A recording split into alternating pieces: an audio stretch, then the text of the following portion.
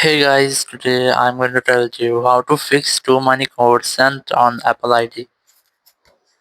If you are using any iPhone and you are trying to enable or disable your two-factor authentication code and you are having an issue that too many codes sent on your Apple IDs, let's see how can you easily fix that issue. The first way is that you have to enable your Wi-Fi or cellular, or you have to try to enable or disable your airplane mode.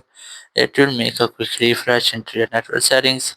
Once you have that, you have to go here to your general, and here you have to make sure that you haven't any software update available, or if you have any update here, you have to try to disable or you have to try to update your software. Once you have updated, you have to check if you are not connected to any VPN, or if you're connected, you have to try to disconnect with your VPN.